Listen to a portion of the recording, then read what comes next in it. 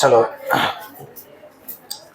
લાસ્ટમાં આપણે આ પોઈન્ટનો ડિસ્કશન કરતા હતા. માં 27 સુધી આઈ થિંક સોલ્વ કર્યું હતું. 28 થી જોઈએ. એન્યુઅલ ફાયર ઇન્સ્યોરન્સ, ફરીથી વર્ડ આવી ગયો એન્યુઅલ. જે એક્સપેન્સ એવરી યર થતો હોય ને એ કોઈ દી કેપિટલ બની જ ના શકે. એન્યુઅલ શબ્દ આવ્યું કામ બોરો, કયું બોલી દેવાનું? રેવન્યુ. પણ આગળ વાંચ્યું શું થયું?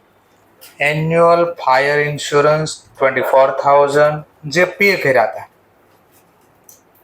1 જાન્યુઆરી 6 ના રોજ ડ્યુરિંગ ધ અકાઉન્ટિંગ યર, પણ વર્ષ પૂરો થાય છે આપણું 31/3/2006 ના રોજ. તો વિચારો, છે તો આ રેવન્યુ ખર્ચો, પણ રેવન્યુમાં પ્રીપેડ બન્યા. રેવન્યુમાં પ્રીપેડ રેવન્યુ બને. રેવન્યુ પણ છે, પ્રીપેડ પણ છે. હવે વિચારી, એન્યુઅલ નો મતલબ શું થાય? વાર્ષિક. એટલે દર વર્ષ કેટલા આવે? એમાં વર્ષમાં મંથ કેટલા આવે?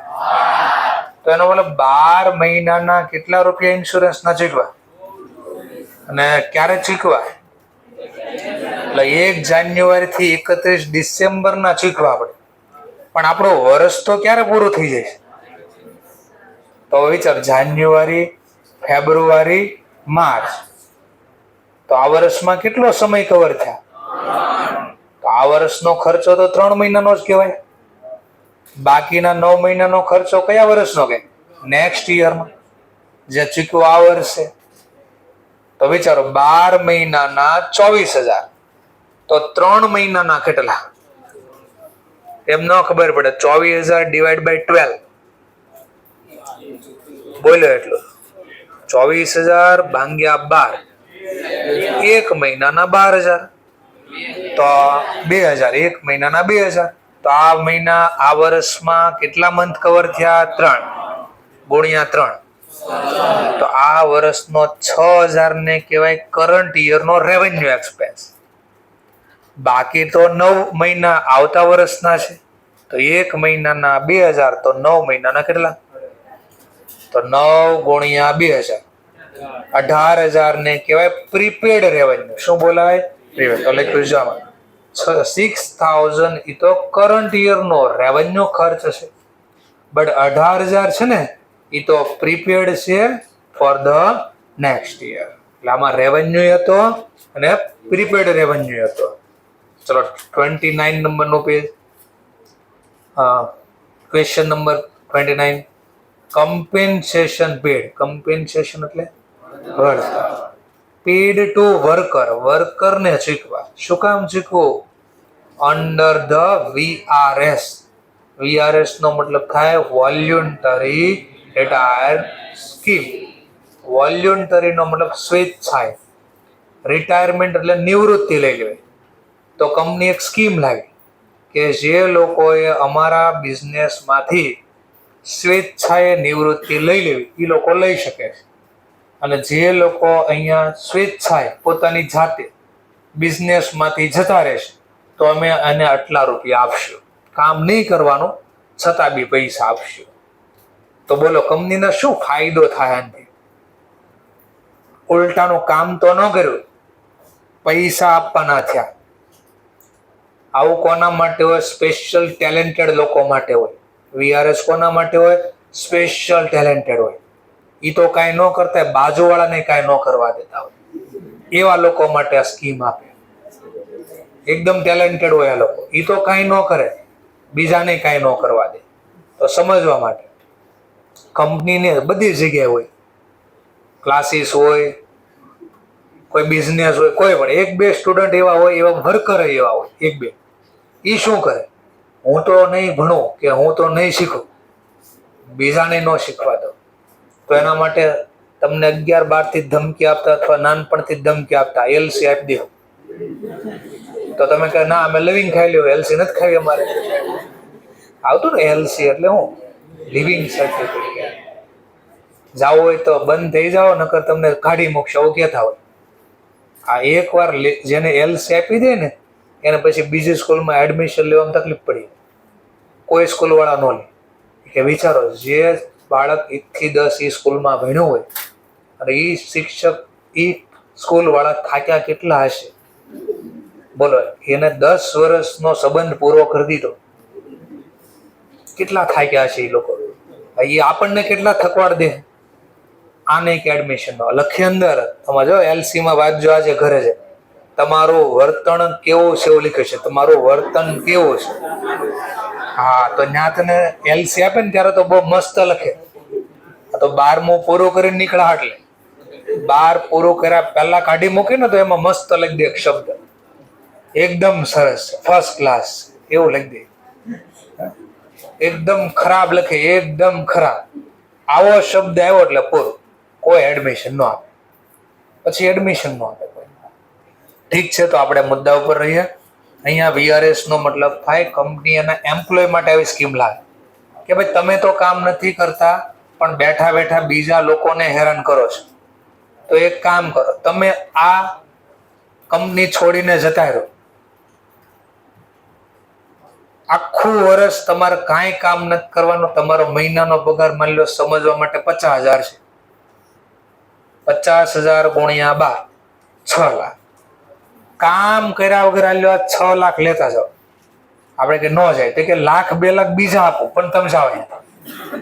તો વિચારો, કંપનીને 1 દિવસનો વર્કરે કામ કરી દીધો, 1 દિવસે કામ કર્યું નહીં, પણ એને બીજી જગ્યાએ મોકલવા માટે આપણે 12 લાખ એક્સ્ટ્રા આપ્યા કે 5 લાખ આપ્યા, 100 તો બોલો ભવિષ્યમાં કોઈ પણ પ્રકારનો લાભ મળશે?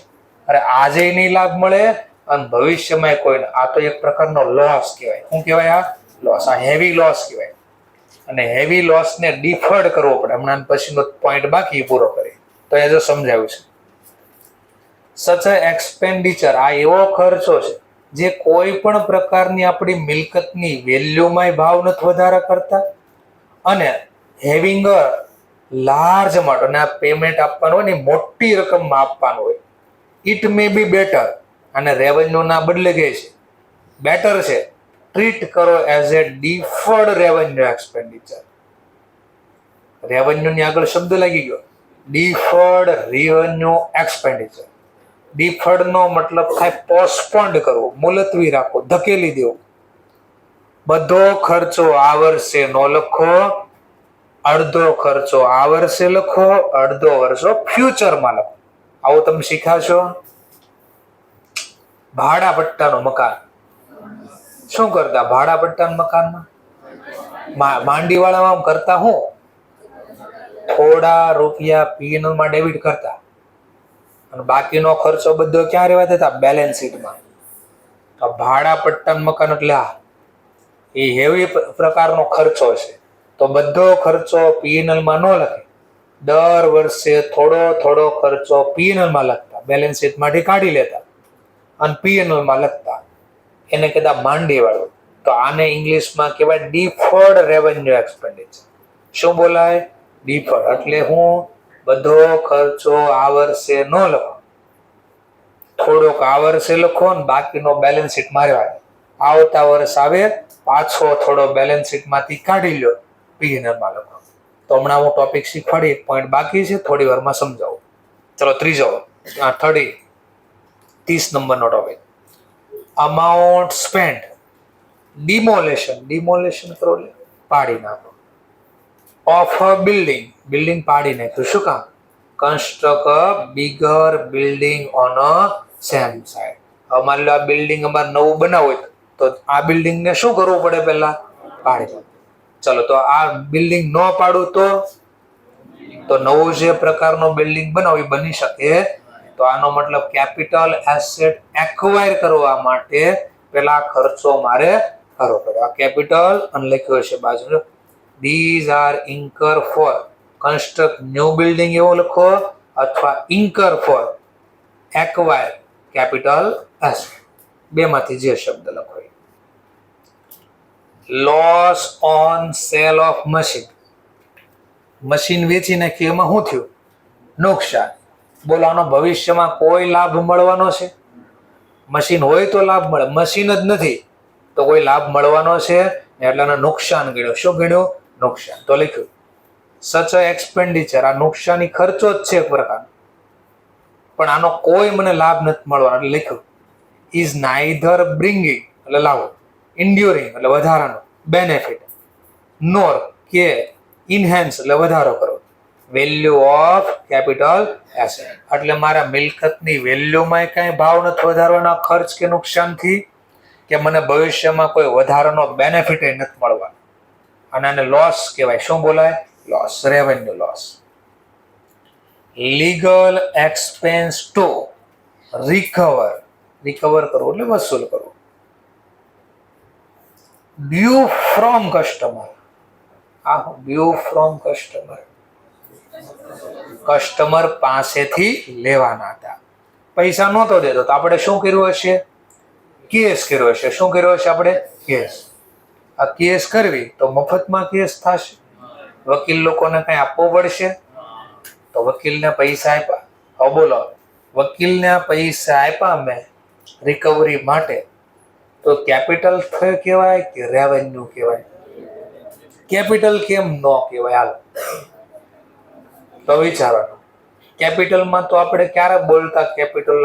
5-6 નામ યાદ કરો. પહેલું શું હતું? Asset acquire. બોલો, એસેટ મેળવવાનો ખર્ચો કર્યો વકીલની પાછળ. ચલો, બીજું ક્યાંક હતા? કોસ્ટ. બોલો, કોસ્ટ ઘટાડવા ખર્ચો કર્યો છે. બીજું ક્યાંક હતું? બોલો,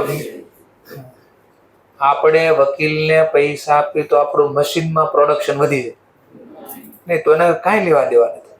ટૂંકમાં મને એ થી લઈને એફ સુધીના કોઈ બેનિફિટ મળતા નથી. આ મિલકત પાછળનો ખર્ચો જ નથી, આ તો દેવાદાર પાછળનો. હવે વિચારજો, દેવાદાર બને છે ડેટર. ડેટર કહેવાય કોને? કસ્ટમર. કસ્ટમર કોને કહેવાય? જેને આપણે ક્રેડિટ સેલ કર્યું હોય ને. શેર એટલે વેચાણ, એટલે રેવન્યુ કે કેપિટલ? હા, તો રેવન્યુ હતો. તો ડેટર એટલે રેવન્યુ માંથી બનેલું છે, તો લખ્યું છે. તો યાદ કરો, રેવન્યુ એક્સપેન્ડિચર શા માટે રિક્વાયર? 3 કારણ હતા. એમાં પહેલું હતું કે ડે ટુ ડે નોર્મલ એક્ટિવિટીને રન કરવાનો ખર્ચ. બીજું શું હતું? મેન્ટેન. હા, સેલ એટલે અર્નિંગ. અર્નિંગને મેન્ટેન કરવા માટે આજે માની લો આ ડેટરે પૈસા ના પાડે, હું કાંઈ ન કરું, તો આવતીકાલે શું થાય? બીજા ડેટરે ના પાડે કે આ લોકો કાંઈ નથી કરતા. જેમ કે અહીંયાથી માની લો કોઈ જોરથી ગીત ગાય અને હું કાંઈ ન બોલું, શું થાય? તો કાલે ફરી વાર ટ્રાય કરશે. એ તો ટ્રાય કરશે, 2-4 જણાને ઓર જુસ્સો ચડશે કે હાલો હું ત્યારે હારે પુરાવું થોડો સાથ. તો એને રોકવા માટે અમારે સ્ટેપ લેવા પડે. ચલો, નકર બધા પછી એવો માહોલ બનાવી દે. તો આ ડેટરની પાછળ ખર્ચો કર્યો છે એટલે આ રેવન્યુ ખર્ચો કહેવાય ને. લખ્યું જો, મેન્ટેન પ્રેઝન્ટ રેવન્યુ કેપેસિટી. તો ગમે એ શબ્દ લખ્યા આપણે 3 માંથી એક કાર લખ્યા, તો લખી દેવાનું આપણે maintain earning capacity. Festival advance to employ. બે એમ્પ્લોયને એડવાન્સ આપીને ખર્ચો કહેવાય જ નહીં કોઈ. કેમ? એ તો પાછા આપી દેવાનું, એડવાન્સ પાછું આપી દેવાનું છે. આ ખર્ચો ન કહેવાય, આપણે ઉછીના લોન આપી કહેવાય. શું આપ્યું કહેવાય? જેમ કે દિવાળી મહિનો ખાસ આપણને ખબર હોય, માની લો કોઈના પેરેન્ટ્સ આમાંથી જોબ કરતા હોય તો એને ખબર હશે કે દિવાળી મહિનામાં કામ કરવા તો જવાનું ન હોય, પણ 20-25 દિવસ ક્યાંક ફરવાનું એવું જો કરવાનું હોય, તો બોલો એ મહિનામાં પૈસા તો ક્યાંયથી આવશે નહીં, પણ ખર્ચો તો વધી જવાનો. તો શું કરે એવા કેસમાં? તો જે જગ્યાએ કામ કરતા ને ત્યાંથી એક્સ્ટ્રા પૈસાનો ઉપાડ લીધો. એ ઉપાડ એટલે એડવાન્સ. તો દિવાળી મહિનામાં પૂછજો તમારા પપ્પા કે જે જગ્યાએ કામ કરી ત્યાંથી આપણે ઉપાડ લઈએ છીએ, તો કે હા જરૂર હશે તો લેતા હશે. પછી શું કીધું હોય લીધો હોય ઉપાડ ત્યારે? 2 વસ્તુ કીધી, કા જેવો હમણાં ધંધો ચાલુ થાય એટલે હું તમને એમાં પૈસા પાછા આપી દઈશ, અથવા બીજું કે આગળના મહિનામાં કામ કરું ને એ પગારમાંથી એટલો ઉપાડ માઇનસ કરી નાખશે. તો ખર્ચો કહેવાય જ. ખર્ચ કોને કહેવાય? આપ્યા પછી પાછા ન મળે. આ પેન ખરીદી આવો, હવે પેન વાપરી નાખો, હવે પૈસા પાછા માંગવા તો મળે? એ ખર્ચ કહેવાય. અને તો એડવાન્સ છે, એડવાન્સ પાછા મળે એટલે આને કહેવાય આપણે લોન એન્ડ એડવાન્સ. એનો મતલબ ઉછીના આપવા. લખવું હોય તો લખી શકો છો. લોન એન્ડ એડવાન્સ નો મતલબ આપણે કોઈને ઓછી ના આપ્યા, વ્યાજે આપ્યા, ઓછી ના અથવા વ્યાજે. લોન એન્ડ એડવાન્સ, વ્યાજે આપવા અથવા ઓછી ના આપવા. તો આ ખર્ચો છે જ નહીં. આ તો ક્યાં લખાય, ક્યાં સર? આ બેલેન્સ શીટમાં એસેટ સાઈડ. આ ક્યાં લખાય? આપણે કોકને ઓછી ના વ્યાજે પૈસા આપી તો બેલેન્સ શીટમાં ક્યાં લખાય? Asset side. એવી રીતે એડવાન્સ આપ્યા. કોને આપ્યા? સપ્લાયર. સપ્લાયર કોણ? સપ્લાયર પણ ગુડ્સ, જેની પાસેથી આપણે વસ્તુ ખરીદવી છે. એને કીધું ભાઈ પહેલા તમે થોડાક પૈસા આપો એડવાન્સ, તો હું તમને વસ્તુ આપું, નકર ન આપું. તો આપણે શું કરવી? એડવાન્સ. આવું ખબર છે ક્યાં થાય? ટુ-વ્હીલ લેવા જાવ ને, ટુ-વ્હીલ માં અત્યારે ઇલેક્ટ્રિક ગાડી કોઈની સારી કંપનીની જોતી હોય, આજે નામ લખાવો તો તમને 15 દિવસે મહિને ગાડી મળે છે. તો એનો મતલબ આપણે જેની પાસે ખરીદવો છે એને શું માંગ્યું આપણી પાસે? એડવાન્સ. એડવાન્સ ગમે એને આપો, કોઈ દિવસ એમ્પ્લોયને આપો કે ક્રેડિટરને આપો. આ સપ્લાયર એટલે ક્રેડિટર. સપ્લાયર 3 નામ આપ્યા, યાદ કરો. Trade payable, supplier, creditor. આવું ક્યાં? મને તો કોઈ દી યાદ નથી આવતું સર. તો યાદ પણ કરી દો ક્યાં શીખવાડ્યું. સબસિડરી બુક, એમાં પરચેસ બુક ને સેલ બુક વખતે શીખવાડ્યું કે ક્રેડિટર નો બોલો બીજા 2 નામ છે, સપ્લાયર, ટ્રેડ પે. એમ ડેટર નો બોલો બીજા 2 નામ છે, કસ્ટમર ને ટ્રેડ રિસીવેબલ. ચલો, તો આ પણ આપણે લોન એન્ડ એડવાન્સ કહેવાય. ઓછીના કોઈ દી ખર્ચ ન કહેવાય, કારણ કે પાછા મળી જવાના છે. એટલે કોસ્ટ ઓફ ઇમ્પ્રુવમેન્ટ, વર્ડ જો આવ્યો improvement in a electric wiring system. માનો ઇલેક્ટ્રિક વાયરિંગ હતું ને, એમાં મેં ખર્ચો કર્યો અને એના કારણે હું એવું ઇમ્પ્રુવમેન્ટ એટલે સુધારો, એફિશિયન્સી વધી હશે અથવા લાઈફ વધી, એટલે ઇમ્પ્રુવમેન્ટ આવ્યું. ચલો તો યાદ કરો, બી થી લઈને એફ લાભ મળ્યો કાંઈ? હા. શું મળ્યું? એફિશિયન્સી વધી, ઇમ્પ્રુવમેન્ટ આવ્યું. ઇમ્પ્રુવમેન્ટ આવ્યું એટલે કાર્ય કરવાની ક્ષમતા વધી. તો આને કેવો ખર્ચો કહેવાશે? કેપિટલ. તો લખ્યું છે this is incur to capital asset acquire કરવા માટે. તો બી 36, 37, 38, 39 આ બધા જે છે ને એની કરતા કહો 36, 38, 38 આ ત્રણેય મિલકત ખરીદી. પણ આ ત્રણેય મિલકત કેવા પ્રકારની છે?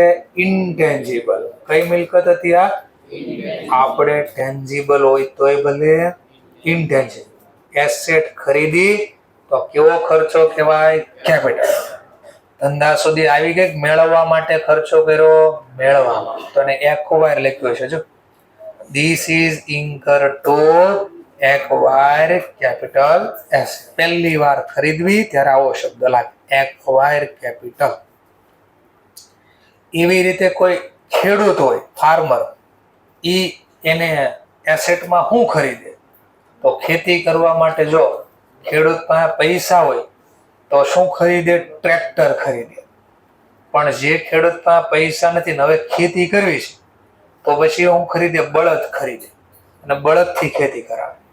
તો બળદ એટલે આ લાઈવ ઢોર ઢાંકર, લાઈવ સ્ટોક, ઢોર ઢાંકર. જેમ કે રાજસ્થાનમાં જાય તો ત્યાં બળદ નો ખરીદે, ત્યાં ઊંટ ખરીદે. તો ઊંટ એટલે લાઈવ સ્ટોક કહેવાય. બોલો 1 વર્ષ જીવે ને? ગાય ભેંસ થી વર્ષ જીવે? More than 1 year. તો એના માટે એસેટ કહેવાય. શું કહેવાય? એસેટ. એટલે કેપિટલ એસેટ હતી. ચલો, એવી રીતે amount spent on neon sign board. આ નિયો સાઇન બોર્ડ એટલે ચમકતું રેડિયમ વાળું બોર્ડ. તમે જે અહીંયાથી જેવા બહાર નીકળશો તો હાઈવે ઉપર જાઓ, ખબર તો જ્યાં લાઇટ ન હોય, બોર્ડ માર્યા હોય, તો ખબર કેમ પડે ક્યાં જવું છે? તો એ બોર્ડ ઉપર લાઇટ પડે આપણા ગાડીની તો શું થાય? બોર્ડ ચમકે, લીલા કલર. ખાસ ક્યાં જોવા મળે ખબર છે? ટોલ ટેક્સ આવવાનો હોય ને એની પહેલા, તો જેવી લાઇટ પડે એના ઉપર એટલે ચમકે. એને કહેવાય નિયો સાઇન બોર્ડ. શું બોલાય? નિયો સાઇન એટલે ચમકતું બોર્ડ. નિશાની હોય, એમાં લખ્યું હોય નિશાની ચમકે. ક્યાં લગાડી છે નિયો સાઇન બોર્ડ? શું કામ લગાડ્યું છે એરપોર્ટ ઉપર? તો પ્લેન ક્યાં ઉડે અને રનવે ક્યાં હોય?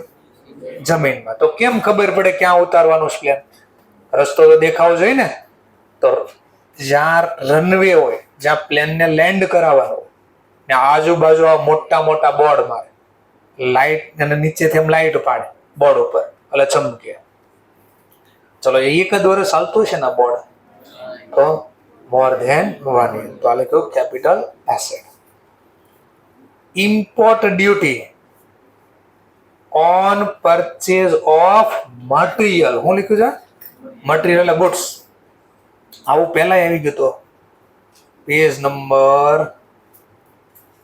99 પર આવો ટોપિક આવ્યો હતો કે ચોથો પોઈન્ટ જો, ચોથો point custom duty on imported, અને મશીન ખરીદ્યું હતું, મશીન આપણી કેપિટલ એસેટ કહેવાય, તો એ કેપિટલ બોલ્યા. પણ અહીંયા શું ખરીદ્યું આપણે? ગુડ્સ ખરીદ્યા, મટીરિયલ ખરીદ્યા, તો એ ખર્ચો મટીરિયલ ના નામે લખશું. મટીરિયલ એટલે રેવન્યુ ખર્ચો કહેવાય. તો આવી ઇમ્પોર્ટેડ એટલે વસ્તુ બહારથી લાવ્યા, એના ઉપર ડ્યુટી આપી, પણ આ વસ્તુ કઈ હતી? મટીરિયલ. મશીન લખ્યું હોત તો અહીંયા તો કેપિટલ, ગુડ્સ લખ્યું તો રેવન્યુ. મારી નોર્મલ સામાન્ય કામકાજ છે ધંધાનું, વસ્તુ ખરીદવી વેચવી. ચલો રીઝનમાં એ લખી શકાય day to day expenditure required to run normal business. Normal business નો બોલ્યો તો ઓપરેટિંગ એક્ટિવિટી. 42 કમ્પેન્સેશન, આવો શબ્દ આવ્યો તો હમણાં આગળ. કમ્પેન્સેશન એટલે વળતર. વળતર પે કર્યું કોને? એમ્પ્લોય. હું વેર રિટાયર, જે સ્વેચ્છાએ રિટાયર થયા. શું થયા? સ્વેચ્છાએ રિટાયર થયા. ચલો તો હમણાં જ આગળ આવી ગયો તો આ કોઈ કેપિટલ નેચરનો ખર્ચો નથી, આ રેવન્યુ છે. 43 નંબરનો ટોપિક, છેલ્લો પોઈન્ટ ઇમ્પોર્ટેડ ગુડ્સ. જો શબ્દ છે ગુડ્સ, એ શું કરી દીધા? કન્ફિક્ટેડ એટલે જપ્ત કરવા. શું કામ જપ્ત કર્યા? કોણે જપ્ત કર્યા? બાય કસ્ટમ ઓથોરિટી એટલે ગવર્મેન્ટ અધિકારી, ગવર્મેન્ટના અધિકારીએ આપણા ગુડ્સ જપ્ત કરી લીધા. શું કામ જપ્ત કર્યા હશે? તો બહારથી વસ્તુ લાવ્યા ને એના ઉપર ટેક્સ નો ભર્યો. આપણે ચોરી કરીને વસ્તુ લઈ જતા હોય એમને ટેક્સ ભર્યા હોય અને પકડાઈ જેવી તો શું કરે? ગવર્મેન્ટ એ વસ્તુ જપ્ત કરી લે આપણે. તમે ટેક્સ નથી ભર્યું તો એમાં હું સર ટેક્સ ભરી દેવા, તો કે કાંઈ નહીં ભરી દો, હાલો 105%. આ મોબાઈલ ટેક્સ ભર્યા વગર હું લાવ્યો, આની કિંમત માની લો સમજવા માટે 30,000 રૂપિયા છે. ગવર્મેન્ટે કીધું પહેલા ટેક્સ ભર્યો, મેં કહું ના, મેં કહું મેં નક્કી કર્યું પકડાઈશ તો ભરી દઈશ. કે હવે પકડાઈ ગયો? મેં કહું હા. કે ટેક્સ ભરી દે હાલ. મેં કેટલો ભરી દો? 105%.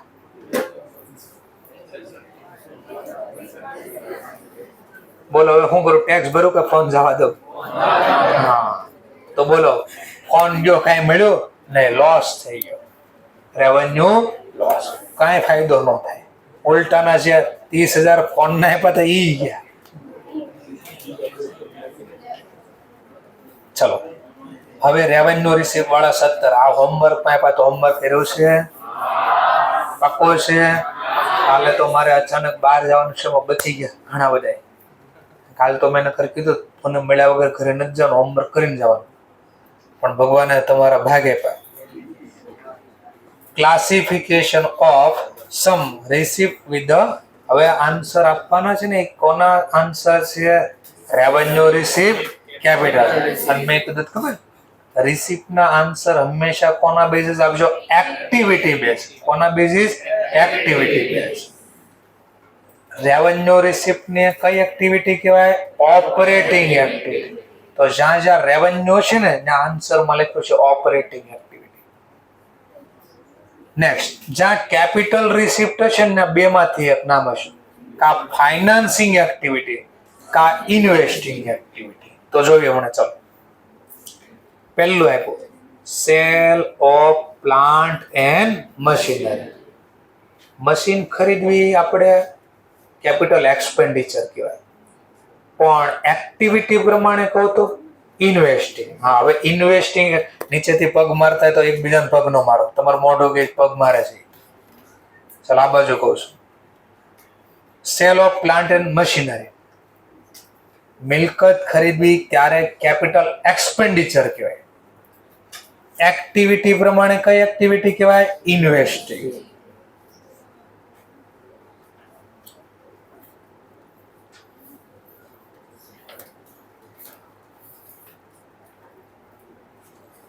શું હતું? જો ખર્ચો કરી બાજુમાં હું કીધું ઇન્વેસ્ટિંગ. હવે ખરીદ્યું ત્યારે આ તો વેચવાની વાત કરી. વેચવી તો પૈસા મળે કે જાય? તો યાદ કરો કેપિટલ રિસિપ્ટ કોને કહેતા? જેનો બેનિફિટ કેવો મળે? More than. હા બોલો, આંખો તમ તારે સર. ફરીથી બોલો, કેપિટલ રિસિપ્ટ કોને કહેવાય? તો no cash inflow from business non normal. Cash inflow રૂપિયા મળ્યા. શેમાંથી મળ્યા? ધંધાની સામાન્ય પ્રવૃત્તિ સિવાય. નોન નોર્મલ એક્ટિવિટી નો મતલબ સામાન્ય પ્રવૃત્તિ સિવાય. આ સામાન્ય પ્રવૃત્તિ એટલે નોર્મલ ગુડ્સ વેચા સિવાય પૈસા મળે. બોલો, મશીન વેચવું મારો મેન ધંધો છે, છતાંય પૈસા મળ્યા ને, તો એને કહેવાય cash inflow from non normal business. તો એક્ટિવિટી કઈ હતી? આ ઓપરેશન નો તો ઇન્વેસ્ટિંગ. તો જો લખ્યું છે કેપિટલ રિસિપ્ટ ની બાજુમાં, સર ત્યાં તો ફાઇનાન્સ લખ્યું. હવે અહીંયા જો asset side subtract from fix asset investing. એટલે ક્યારેક મિલકત વેચો તો મિલકત વેચવી કઈ ક્યાં હોય? મિલકત લખવી ક્યાં? હા, અને બાદ કરો, વેચાઈ ગયું એટલે બાદ કરો. તો આથી ઇન્વેસ્ટિંગ એક્ટિવિટી. એટલે મિલકત વેચવાથી પૈસા મળે તો બોલવાનું ઇન્વેસ્ટિંગ એક્ટિવિટી. તો રીઝનમાં હું લખ્યું જો ઇટ ઇઝ અરાઇઝ. અરાઇઝ એટલે મળવું, પૈસા મળ્યા. ક્યાંથી મળ્યા? From investing activity. આ મારું સામાન્ય કામકાજ નથી તો લખ્યું not from operating activity in normal course of business. સામાન્ય પ્રવૃત્તિ સિવાય આ પૈસા મળ્યા એટલે આને કહેવાય ઇન્વેસ્ટ. એવી રીતે કોઈક રોકાણ કર્યું છે, જેમ કે ગોલ્ડ, સિલ્વર, આમાં રોકાણ કર્યું છે. કોઈ કંપનીના શેર ખરીદ્યા છે, એ વેચી નાખ્યા, સેલ કર્યા છે. ચલો, રોકાણ વેચવી તો ઓપરેશનિંગ એક્ટિવિટી કહેવાય કે ઇન્વેસ્ટિંગ? ઓપરેટિંગ કેમ નહીં? મારું મેન કામ, જેમ કે સમજ, અમારું મેન કામ શું છે? ટીચિંગ કરાવવાનું. હવે અમે માની લો શેર ખરીદીને વેચવી તો અમારી ઓપરેટિંગ એક્ટિવિટી કહેવાય? તો અમારી કઈ એક્ટિવિટી કહેવાય? ઇન્વેસ્ટિંગ. તો શેર ખરીદવી ત્યારે ઇન્વેસ્ટિંગ એક્ટિવિટીમાં રૂપિયા જાય એટલે કેપિટલ એક્સપેન્ડિચર બોલે. શેર વેચવી ત્યારે પૈસા મળે તો એને કહેવાય કેપિટલ રિસિપ્ટ. એક્ટિવિટી કહું તો ઇન્વેસ્ટિંગ. ચલો, આની સિવાય કેપિટલ રૂપિયા મળ્યા એ બધા ફાઇનાન્સિંગ આવે. જો હવે સૌથી પહેલા કીધું કેપિટલ ઇન્ટ્રોડ્યુસ. માલિકે ધંધામાં રોકડા રૂપિયા ઇન્ટ્રોડ્યુસ કર્યા, દાખલ કર્યા, આપ્યા. બોલો, માલિક ધંધામાં પૈસા લાવે. માલિકનો મેન કામ કરે છે ને રોજ પૈસા લાવવા, રોજ ધંધામાં પૈસા લઈ જવા. નહીં, મેન કામ આ નથી. પણ ધંધામાં પૈસા તો મળ્યા ને. Cash inflow from non normal business activity. કઈ તો એક્ટિવિટી કે નોર્મલ નો કે ફાઇનાન્સ. વ્યાજે રૂપિયા આપ્યા, મફત નથી આપ્યા માલિકે. It is arise from the financing, not from operating activity in normal course of business. Loan, અહીંયા લોન રેઝ નો મતલબ ઉગી નહીં, લોન ઉગી. સનરેઝ, સનરાઈઝ, સૂર્ય ઉગ્યો તો અહીંયા લોન ઉગી નહીં. સનરાઈઝ, સનરેઝ આવું બોલે ને. સવારમાં સૂર્ય ઉગીને ઇંગ્લિશમાં શું બોલે? અને સૂર્ય હાથમાં ને સનસેટ. તો સૂર્ય ઉગે ત્યારે ઇંગ્લિશમાં શું બોલે? તો આ લોન ઉગી એમ ન બોલે ના. અહીંયા લોન ઉગીને લોન મેળવી. રેઝ નો મતલબ અહીંયા મળવું છે, લેવી. લોન મળવી તો પૈસા આપી કે પૈસા મળે? તો કેશ ઇનફ્લો થયું. બોલો, મારું મેન કામ છે આ વ્યાજે રૂપિયા લીધા. વ્યાજે રૂપિયા લેવી એટલે કઈ એક્ટિવિટી? ફાઇનાન્સિંગ. તો લખ્યું ફાઇનાન્સિંગ. બધામાં આવું જ લખ્યું છે. ફાઇનાન્સ કે ઇન્વેસ્ટિંગ આવે ને બાજુમાં લખ્યું not from normal course of business. હવે ધ્યાનથી જોજો. It is a interest receive on investment. મને શું મળ્યું? વ્યાજ. વ્યાજ મળે તો હું કીધું કેમ રેવન્યુ? હવે કેપિટલ નહીં. હા, વ્યાજ મને રોજ રોજ મળે. અને બીજું આ સ્ટાર છે, આવતા વર્ષે શીખશો તમે, થોડુંક 11-12 શીખાશો. એક આવતું રોકડ પ્રવાહ પત્રક, એમાં 3 નામ આવતા. કયું આવતું? 3 નામ આવતા એમાં લિસ્ટ કઈ શું આવતું? એને રોકડ પ્રવાહ પત્રક, રોકડ મેળ નથી કેતો. હા, નાણાકીય પ્રવૃત્તિ એટલે ફાઇનાન્સ એક્ટિવિટી. બીજું કઈ હતું?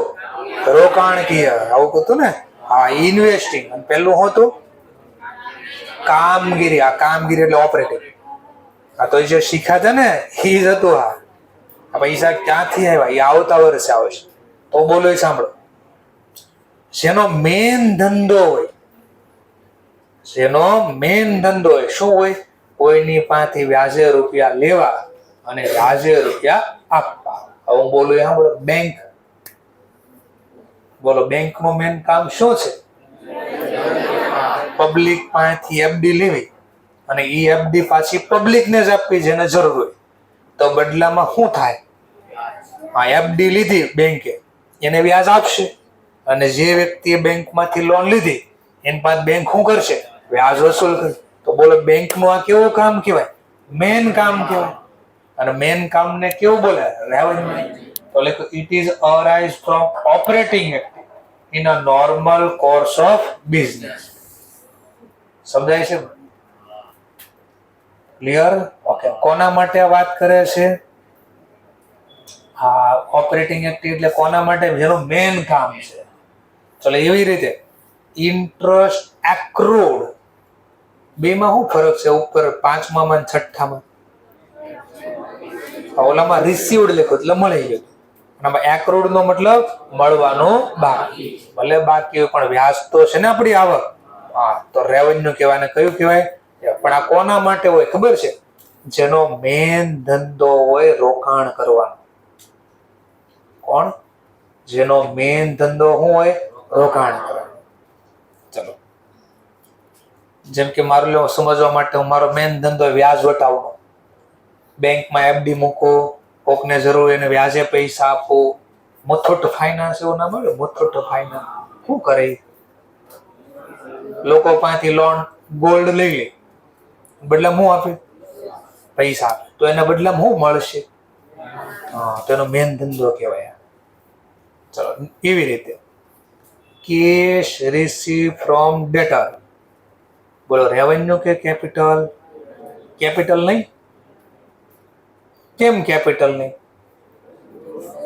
તો બોલો, ડેટરમાં આપણે રોકાણ કર્યું કહેવાય ને? ડેટરમાંથી વ્યાજે રૂપિયા લીધા છે આપણે? નહીં.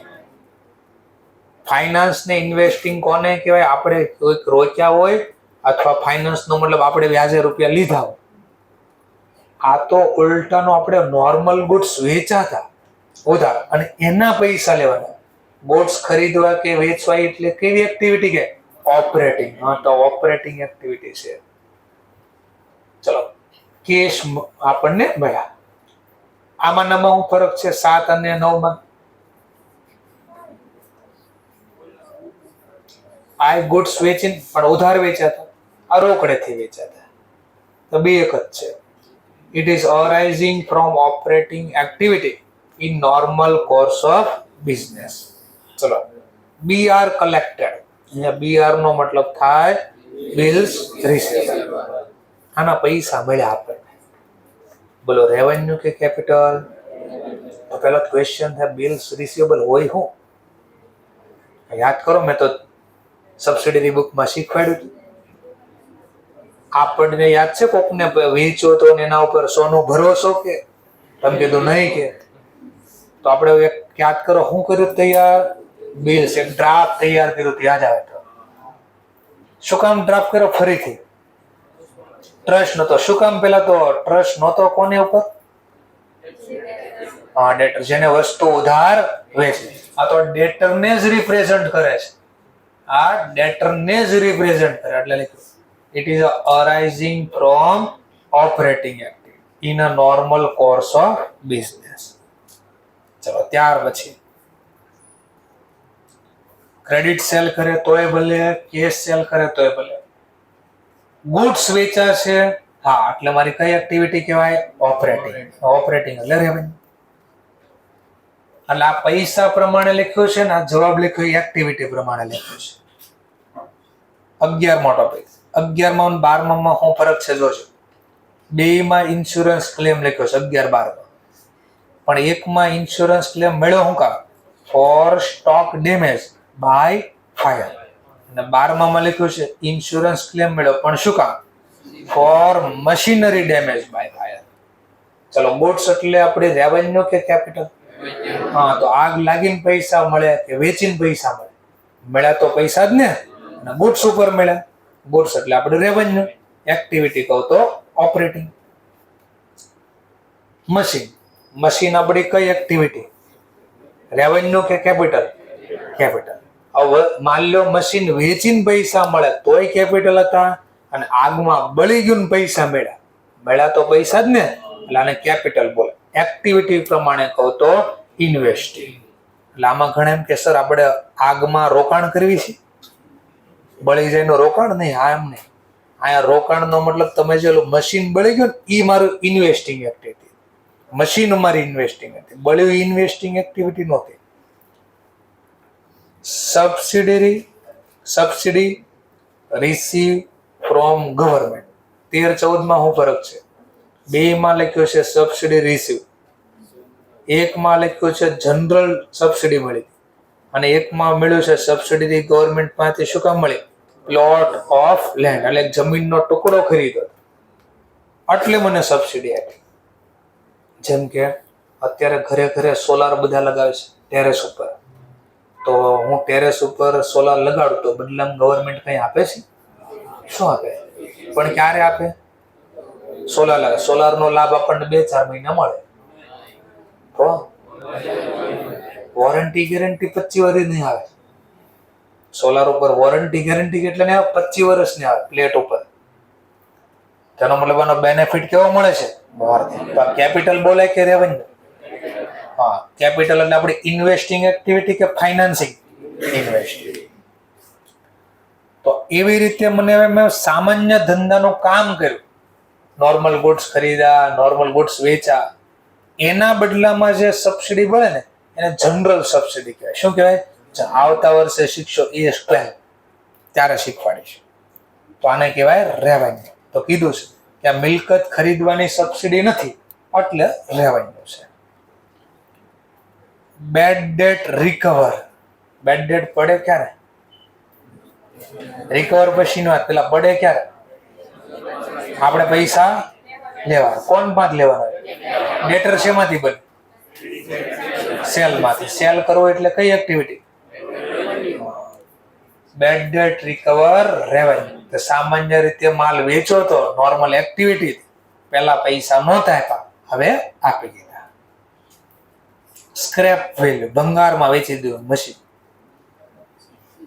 મશીનને ભંગારમાં વેચ્યું. બોલો મશીન આપણે ખરીદી ત્યારે કેપિટલ કે રેવન્યુ? અને એક્ટિવિટી કઈ બોલ? ઇન્વેસ્ટ. હવે વેચ્યું મેં, વેચવાથી પૈસા, ભંગારમાં વેચ્યું પૈસા આવ્યા, તો બોલો પૈસા આવ્યા તો કેવી રિસિપ્ટ કહેવાય? કેપિટલ. એક્ટિવિટી પ્રમાણે કહો તો આ સેકન્ડ કોલમ જવાબ કોના પ્રમાણે આપે છે પેલા એ નક્કી કરો. પૈસાના પ્રમાણે. અને આ રીઝન જે ત્રીજી કોલમમાં લખી છે એના પ્રમાણે લખી? એક્ટિવિટી. બેમાં ફરક દેખાય છે? Premium receive on issue of share. કંપનીએ શેર બહાર પાડ્યા પ્રીમિયમ. આવું આવતું હતું શેર મોડી, તો શેર તમે 3 રીતે બહાર પાડતા. મૂળ કિંમતે બહાર પાડ્યા એવું આવતું. ખબર? મૂળ કિંમતે. ₹10 શેર 10 રૂપિયામાં બહાર અપાય. એને શું બોલતા? મૂળ કિંમતે બહાર આપે. ₹10 શેર 13 રૂપિયામાં બહાર અપાય તો શું બોલતા? હા, તો એને ત્યાં પ્રીમિયમ થી બહાર, ઇશ્યુ એટલે બહાર પાડવા, પ્રીમિયમ થી બહાર અપાય તો પૈસા મળે. બોલો, આ પૈસા આપણા થઈ જાય ને કાયમ, કંપનીના હોય ને કે પાછા દેવાના હોય. હા, પાછા દેવાના હોય. ક્યારે દેવાના થાય પાછા? જ્યારે કંપની બંધ થશે ને વધશે ત્યારે. તો આ કેપિટલ કે ઓછીના પૈસા કે વ્યાજે પૈસા કહેવાય. તો કીધું it is arising from financing, not from operating. રોજ શેર બારા પાડવા મારો ધંધો નથી. પૂરું થઈ ગયું. આજે છેલ્લો ટોપિક હતો એ રેવન્યુ એક્સપેન્ડિચર ને ડિફર્ડ રેવન્યુ એક્સપેન્ડિચર. ચલો એને પૂરું કરી દઈએ પહેલા. ડિફર્ડ રેવન્યુ એક્સપેન્ડિચર કોને કહેવાય? પહેલા મેન તો આ ખર્ચો પ્રાઇમરી, મુખ્યત્વે આ ખર્ચો રેવન્યુ છે. તો કેવો ખર્ચો? એટલે ડિફર્ડ રેવન્યુ એક્સપેન્ડિચર રેવન્યુ નો જ ભાગ છે. છતાંય કેમ મને ડિફર્ડ બોલ્યા? તેનું કારણ આપો. ચલો, આ ખર્ચો કેવો છે બરાબર જો. આ નથી રેવન્યુ કે નથી કેપિટલ. આ નથી રેવન્યુ કે નથી કેપિટલ. કેમ એવું? તેનું કારણ આપો. મુખ્યત્વે મોટા ભાગે એક્ઝામ્પલ આમાં એક આવે, એડવર્ટાઇઝમેન્ટ. શું? પણ કઈ એડવર્ટાઇઝમેન્ટ ખબર છે? હેવી કેમ્પેન ચલાવેલી એડવર્ટાઇઝમેન્ટ. એટલે હું એડવર્ટાઇઝ કરી, પણ કેવી એડવર્ટાઇઝ કરી? Heavy campaign. એટલે હું હેવી કેમ્પેન ચલાવો. જ્યારે કોઈ કંપની માર્કેટમાં નવી આવે, બોલો, એને બધા ઓળખતા હોય? ઓળખો છો? VGR કંપનીના માની લો એક સ્ટ્રીમર આવે છે, ઓળખો છો? ઓળખતા જ નથી. તમે વસ્તુ ખરીદવા જાવ કોઈ દી લેશો? તો કંપની શું કરે એવા કેસમાં? લોકો સુધી માહિતી પહોંચાડવા માટે હેવી એડવર્ટાઇઝ કરે. કેવી એડવર્ટાઇઝ કરે? હેવી. આ એડવર્ટાઇઝ નો લાભ આપણને મળશે 1 વર્ષ કરતા વધારે સમય. કેટલો લાભ મળશે? 1 વર્ષ. પણ કેટલો એ નક્કી થશે નહીં. ફરીથી બોલો, 2 શબ્દ બોલો. બહુ મોટી એડ કરી, એનો લાભ કેટલો સમય મળશે? મોર દેન 1 year. પણ કેટલા રૂપિયા મળશે લાભ, કેટલો સમય લાભ મળશે એ નક્કી કરી શકાતો નથી. એક એક્ઝામ્પલ આપો નાનો એવો. જીઓ કંપનીને ઓળખો છો? ટેલિકોમમાં ખબર હોય તો કાર્ડ આપે છે. ઓળખો છો જીઓ કંપનીને? શું કામ ઓળખો છો? એનું કઈ કારણ?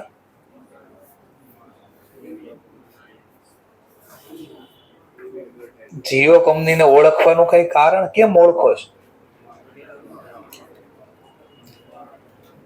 આમાં મોટા ભાગના ઓળખવાનું કારણ હશે 2016-17 જે ઘટના બની હતી. 2016-17 આખું વર્ષ જીઓ કંપનીએ 4G નેટ ફ્રીમાં, જેટલા કોલ કરવા એટલા કોલ મફતમાં કરો, જેમ કાર્ડ વાપરો એમ વાપરો. ત્યારે બધી કંપની 3G આપતું, 2G ને 3G આપતું. અને 1 GB નો ચાર્જ હતો 250 રૂપિયા. 1 GB નો રિચાર્જ કરવાનો ચાર્જ કેટલો? 250. કોલના અલગ પાછા, કોલ કરવાના પૈસા અલગ. ખાલી 3G 1 GB વાપરવાનો ખર્ચો 250 રૂપિયા હતો. અને આ માર્કેટમાં નવા આવ્યા કોણ? જીઓ. તો બધા કોઈ ઓળખતા હોય જીઓ ને? હજી તો એને શું કર્યું? બધાને ઓળખવા માટે હેવી એડવર્ટાઇઝ કરી. શું કર્યું એડવર્ટાઇઝમાં? બેગ લેતા જાય. આ કંપનીએ શું કર્યું? માર્કેટમાં નવી સડનલી બધા સુધી માહિતી પહોંચાડવી. આખું વર્ષ net free, call free, unlimited. ત્યારે તો મિનિટનો ચાર્જ લાગતો, મિનિટ ઉપર ચાર્જ લાગતો. હવે આ તો ફ્રી થઈ ગયું. બોલો, એના કારણે શું થયું? બધા લોકો એ કંપનીના કાર્ડ ખરીદી લીધા. બધા લોકો, કારણ કે મફત આપતા કાર્ડ અને વાપરવાનું આખું વર્ષ ફ્રી. તો ફ્રી આપવાના કારણે બધા લોકો આને ઓળખવા મળ્યા. આનો ફાયદો શું થયો? આનો ફાયદો શું છે એડવર્ટાઇઝ કરવાનો? હજી પણ બધા આ કંપનીને ઓળખે છે. તો ઘણા લોકો હજી કોઈ માન લે પૂછે કઈ કંપનીનું કાર્ડ લેવાય, તો એ કે એરટેલ લો, પણ કે એરટેલ મારા બરાબર નથી ચાલતું. પછી હું સજેશન આપું? હા, તો એનો મતલબ નામ યાદ આવ્યું કે આ કંપની કોઈ છે. સમજાણો મુદ્દો આવો કાંઈ?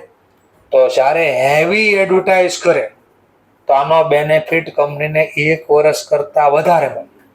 પણ કેટલો સમય મળશે અને કેટલા રૂપિયા મળશે એ નક્કી થતું નથી. ચલો હું મને તફાવત પાડીને સમજાવું. ચલો, એક ભાઈને મેં કામે રાખ્યા, એમ્પ્લોયને કામ ઉપર રાખ્યા, મહિનાનો 10,000 પગાર છે. મેં કીધું 50,000 હું તને હાલ આપી દઉં. બોલો કેટલો સમય કામ કરશે? ફરીથી બોલો. એક ભાઈને કામ ઉપર રાખ્યા, મહિનાના કેટલા નક્કી કર્યા? 10,000 આપી દેશે. મેં એક હારે 50,000 આપી દીધા. બોલો કેટલો સમય કામ કરશે? કેટલો સમય? તમને ખબર પડી ગઈ? 5 મહિના. કઈ રીતે? હા, તો જો તમે સમય અને અમાઉન્ટ નક્કી કરી શક્યા, મહિનાના 10,000 તો 5 મહિનાના 50. હા, તો સમય કેટલો સમય લાભ મળશે 50,000 માં એ નક્કી કરી દીધું. બીજું બોલો, મતલબ મેં એક મકાન ભાડે લીધું, મહિનાનો ભાડો માન લો 2,000 રૂપિયા છે. મેં સમજવા માટે 30,000 રૂપિયા આપ્યા. કેટલા આપ્યા? બોલો મને મકાન કેટલો સમય વાપરવા મળશે? જો સમય નક્કી થઈ ગયો. ઓર બીજું બોલો, અમાઉન્ટ નક્કી કરવી સમજવા માટે. માન લો મેં મકાન 10 મહિના વાપર્યું, 10 મહિના, કેટલા રૂપિયા ભાડું આપવું પડશે? તો રૂપિયા નક્કી થાય. જો સમય અને અમાઉન્ટ નક્કી થાય છે. રેવન્યુ ખર્ચ જે હતો ને એમાં સમય, બોલો ભાડું એટલે કયો ખર્ચો? રેવન્યુ. બોલો સેલેરી એટલે કયો ખર્ચો? હા, તો રેવન્યુ તો શું કામ? તો એનો લાભ કેટલો સમય મળશે એ નક્કી હતો. Less than 12 month. રૂપિયા બી નક્કી થતા. હવે એક્ઝામ્પલ આપો જોજો. મેં એક 2 વ્હીલ ખરીદી, બોલો એનો લાભ કેટલો મળશે? મોર ધેન 1 યર કે લેસ ધેન 1 યર? અનલિમિટેડ હશે ને? તો તમે જે ગાડી ખરીદો ને આરે આરસી બુક આવે. આરસી બુક એટલે રજિસ્ટર્ડ સર્ટિફિકેટ. આ ગાડી તમારા નામે રજિસ્ટર્ડ થઈ છે. એમાં અંદર વાંચજો લખ્યું છે 15 વર્ષ. કેટલા વર્ષ સુધી ગાડી હાલે? 15. પછી બોલો, તો બોલો મેં લાખ રૂપિયાની ગાડી ખરીદી, કેટલો સમય હાલશે? જો નક્કી છો પાછો સમય. બીજું બોલો, 15 વર્ષ ગાડી ચલાવી, કેટલા રૂપિયા આપવા પડે? 1 લાખ. અમાઉન્ટ અને સમય પાછો કેપિટલમાં નક્કી થયો, રેવન્યુમાં નક્કી થયો. પણ હવે હું બોલું સાંભળો. 1 કરોડની એડવર્ટાઇઝ કરી, બોલો કેટલા લોકો 2 વર્ષ પછી એડ જોઈને ખરીદવા આવશે? વસ્તુ નક્કી થાય? નક્કી ન થાય. એટલું ખબર છે બહુ મોટી એડ છે, 1 વર્ષ કરતા વધારે લાભ મળશે. પણ 1 વર્ષ કરતા વધારે લાભ મળે તો હું બોલે? કેપિટલ. પણ હું આને કેપિટલ ન બોલી શકું એડવર્ટાઇઝ. કેમ ન બોલી શકું? કારણ કે કેટલો સમય લાભ મળશે અમાઉન્ટ અને સમય નક્કી થતો નથી. રેવન્યુ ન બોલાય. રેવન્યુ કેમ નહીં બોલે? કારણ કે મેં કીધું આનો લાભ મને 1 વર્ષ કરતા વધારે મળશે, તો નથી રેવન્યુ બોલાતું, નથી કેપિટલ બોલાતું. કારણ કે બેમાં નથી કવર થતું. આ ફરક સમજો પાછો. રેવન્યુ ખર્ચો કોને કહેવાય? જેનો બેનિફિટ કેટલો સમય મળે? Less than. આટલું ખબર પડી. કેપિટલ એક્સપેન્ડિચર કોને કહેવાય? જેનો લાભ કેટલો સમય માટે મળે? More than. કેટલો સમય મળે એ પાછું નક્કી. માની લો બિલ્ડિંગ છે, આ બિલ્ડિંગ કેટલા વર્ષ હાલે નક્કી કરી શકાય અંદાજે? કે નક્કી જ ન થાય? 30 વર્ષ, 40 વર્ષ, 50 વર્ષ નક્કી તો થાય છે ને એટલીસ્ટ. પણ હું બોલો 500 કરોડની એડવર્ટાઇઝ કરી, બોલો કેટલો સમય લાભ મળશે? થાય છે નક્કી? એટલું તો નક્કી છે બહુ મોટી એડ છે, 1 વર્ષ કરતા વધારે લાભ મળશે. 1 વર્ષ કરતા વધારે બોલે તો રેવન્યુ ન થાય. અને કેપિટલ બોલવું હોય તો પાછો કેટલો લાભ મળશે એ નક્કી થવું પડે, તો એ સમય નક્કી નથી થતો. એટલા માટે તમે જે ભાડા પટ્ટાનું મકાન હતું ને આવો જેનો લાભ કેવો મળતો, મોર ધેન 1 year, પણ કેટલો સમય એ નક્કી થતું હતું અથવા અમાઉન્ટ નક્કી ન થતી હોય. જો આમ લખાય, ક્યાં લખાય આને, તો જયારે હેવી એડવર્ટાઇઝ કરું ને બહુ મોટી એડ, તો એને બેલેન્સ શીટમાં બધો ખર્ચો હું P&L માં ન લખું, બેલેન્સ શીટમાં એસેટ સાઈડ લખું, મિસલેનિયસ ના ટાઇટલ નીચે એમાં લખું ડિફર્ડ રેવન્યુ એક્સપેન્ડિચર. એક્સપેન્ડિચર નું નામ છે એડવર્ટાઇઝમેન્ટ. માની લો 1 કરોડ નો ખર્ચો કર્યો તો અહીંયા લખો, બધા એક હારે P&L માં ન લખો. પછી હું અંદાજો લગાડીશ, કદાચ 2, 3, 5 વર્ષ લાભ મળશે કદાચ, તો સમજવા માટે માની લો 5 વર્ષ લાભ મળશે તો ડિવાઈડ બાય 5 કરો. હા, તો આમાંથી દર વર્ષે 20 લાખ હટાઈ દેશ અને P&L માં લખી દેશ. અને માંડી વાળ્યું કે માંડી વાળ્યું એને ઇંગ્લિશમાં કહેવાય રાઇટ ઓફ કરવો. એક્સપેન્સ રાઇટ ઓફ કર્યો અને 20 લાખ રૂપિયા અહીંયાથી હટાવીશ. તેનો મતલબ આ ખર્ચો કર્યો ને એનો આટલો લાભ આ વર્ષે મળ્યો, તો હજી કેટલા બાકી? 80 લાખ. તો હું બોલ્યો નહીં, અહીંયા લખ્યો જો, it is a expenditure primarily, મુખ્યત્વે આ રેવન્યુ ખર્ચ હતો, પણ તકલીફ એ થઈ બહુ મોટી એડ કરી નાખી. નાની એડ કરું તો એકવાર ટીવીમાં એડ કરું તો 5-10 વર્ષ તો બધા જોઈને આવશે. જ્યારે એક જ વાર એડ કરી તો લોકો બધી પ્રોપર માહિતી નહીં પહોંચી હોય, તો એનો મતલબ આનો બેનિફિટ કેવો મળે? લેસ ધેન 1, એટલે રેવન્યુ બોલ્યા. પણ બહુ મોટી એડ કરું તો આનો લાભ કેટલો સમય મળે? More than 1 year. More than 1 year બોલો તો કેપિટલ બની જાય, પણ કેપિટલમાં પાછું છે જે કેપિટલ ખર્ચ હોય ને એનો સમય નક્કી હોય, કેટલો સમય લાભ મળશે. પણ આ એડ નો સમય મને નક્કી કરી શકાતો નથી. હું બોલ્યો નહીં, લખ્યું જો કેમ આને ડિફર્ડ કરવો પડ્યો, હતું રેવન્યુ તોય. વિચ બેનિફિટ, કે જેનો લાભ more than 1 year, but time કેટલો સમય, એન્ડ હાઉ મચ અમાઉન્ટ, કેટલા 5 કે 10, હાઉ મચ આવે ને ક્યાંક નહીં, 5 વાળી આવે 10 વાળી નહીં? ઓકે, આ તો બીજું સમજો. 1 year, but time and how much amount is not a certain. આમાં રૂપિયા અને સમય નક્કી થતો નથી, એટલે આને હું રેવન્યુ ન બોલી શક્યો અને કેપિટલ ન બોલી, તો એક નવું નામ આપવું પડ્યું, ડિફર્ડ રેવન્યુ એક્સપેન્ડિચર. આ બે એક નથી.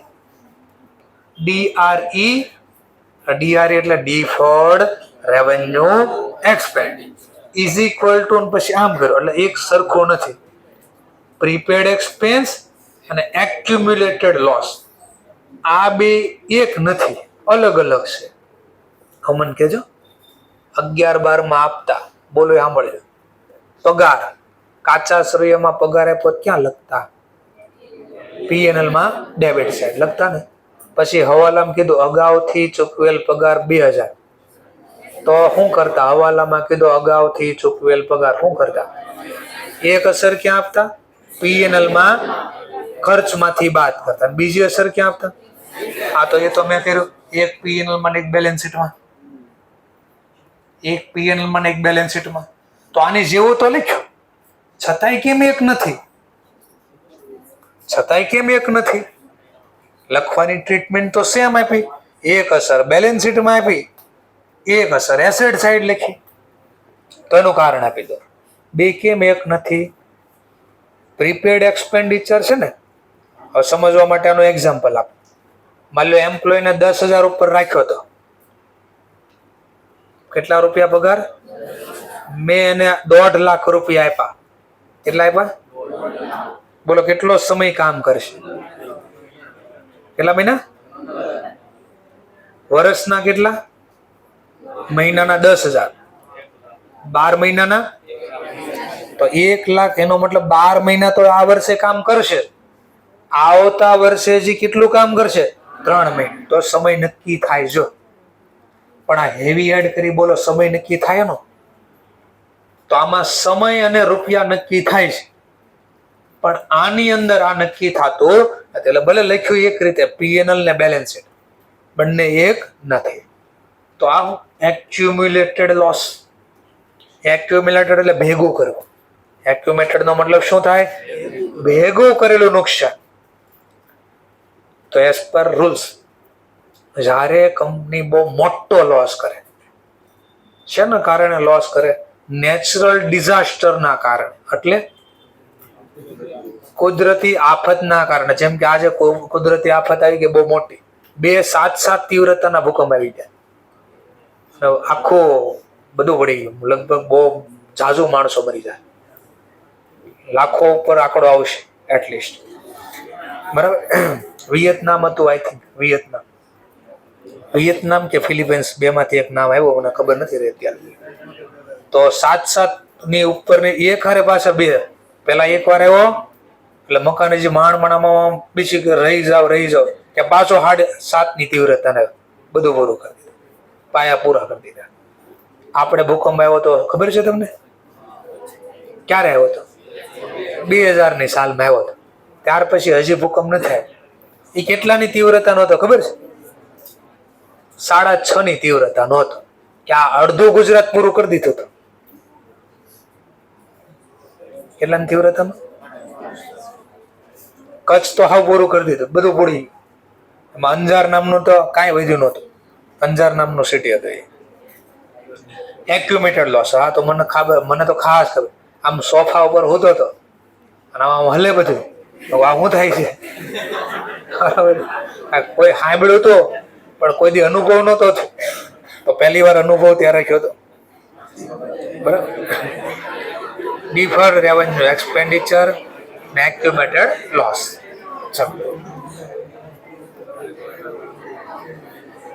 એ એટલે વાંચતા હતા, વાંચવાનું કારણ એ હતું કારણ કે ત્યારે એક્ઝામ હતી. બરોબર.